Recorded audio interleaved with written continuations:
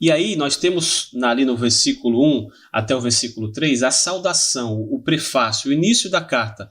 Paulo se apresenta e coloca as pessoas que estão com ele, no caso Timóteo, e também apresenta ali os seus destinatários. Ele coloca a igreja, que está na casa de Filemão, ao próprio Filemão, a Áfia e a Arquipo, que nós acreditamos que sejam esposa e filho de Filemão. Ok? Nós acreditamos que seja essas pessoas. Alguns pensam que não, podem pensar que são outras pessoas, que não se trata da esposa e do filho, mas eu acho mais pertinente trabalharmos com essa ideia. Quando a gente chegar lá no céu, a gente pergunta para Filemão se Arquipo e Áfia são seu filho e esposa, tá bom? Por enquanto a gente não precisa ter essa resposta de maneira cravada, isso não vai fazer tanta diferença na nossa interpretação. Então, assim, nós temos aí então a abertura padrão das cartas greco-romanas, ok? Das cartas ali daquele período. Eles tinham essa abertura. A ordem dessa sessão introdutória segue as convenções antigas, tanto helenísticas, gregas, quanto judaicas, começando com o autor e o destinatário e concluindo com uma ação de graças e uma oração pelo desejo do bem-estar dos destinatários. Então, Paulo segue esse padrão.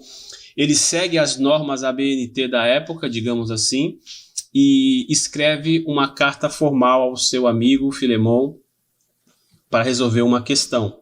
Então, Paulo ele não tem essa de quebrar esse tipo de forma legal de escrever uma carta. Ele poderia simplesmente escrever, aqui é Paulo, apóstolo de Cristo, Filemão, 2 pontos, e começar a carta. Mas ele prefere seguir esse padrão, que é uma convenção. Isso não é necessariamente, digamos assim, isso não é bíblico, né? Não é um preceito divino de escrever cartas, mas perceba que Paulo tem essa sensibilidade. Eu vou escrever uma carta, essa carta vai passar por diversas pessoas, uma ou mais, pelo menos, até chegar lá na igreja. Muitas pessoas vão ler essa carta. Então eu vou seguir a formalidade conforme é pedido. Não vou ficar inventando moda, mas eu vou fazer um documento que seja formal, não precisa ser diferente, porque eu quero que a mensagem chegue lá. E quando chegar, os irmãos deem essa credibilidade, entendam que eu estou levando a sério, a mensagem é séria, e eu não estou aqui apenas porque sou cristão, fugindo dessa convenção social, dessas normas ABNT da época. Então isso também é uma lição importante para a gente. Nem sempre precisamos brigar com o mundo. Às vezes a gente pode usar as convenções que eles têm também, tá bom?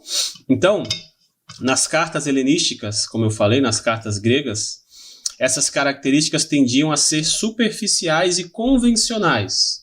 Mas Paulo elabora os padrões de formato, desenvolvendo a ação de graças e o desejo de oração em peças profundamente teológicas que introduzem os temas da carta. Então perceba que Paulo utiliza o padrão formal de escrita de cartas naquela época e ele adiciona a essa formalidade conteúdos teológicos. Então perceba que Paulo está aproveitando todas as oportunidades para que a sua mensagem seja clara. Paulo está se aproveitando desse recurso para que os irmãos entendam que ele é um cara sério, que ele sabe se portar em público, que ele conhece as regras e que ele é um pastor, porque ele utiliza essa formalidade para recheá-la com conteúdo teológico. Você faz isso?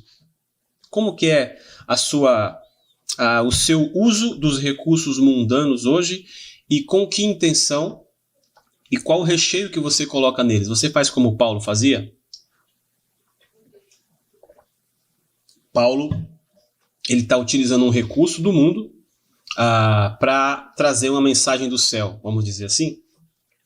Como é que você faz aí, por exemplo, com as suas redes sociais? Aqui, no meu caso, eu estou utilizando uma rede social que não foi feita especificamente para transmitir conteúdo teológico, né? E estou utilizando dessa maneira. Usando aqui todos os recursos, seguindo um padrão, falando para uma câmera, com internet, em determinado horário, preparando uma pauta, uma aula anterior, para que vocês recebam esse conteúdo de maneira mais clara, que tenha uma certa seriedade. Então, como é que a gente utiliza os recursos que nós recebemos aí de graça, né? Às vezes são recursos, como o caso da internet aqui, né? Para falar para muitas pessoas, são recursos muito bons. Como é que você utiliza os recursos? Como é que você tem utilizado o teu tempo e esses recursos aí? É a favor do reino? Existe algum conteúdo bom, útil ou agradável?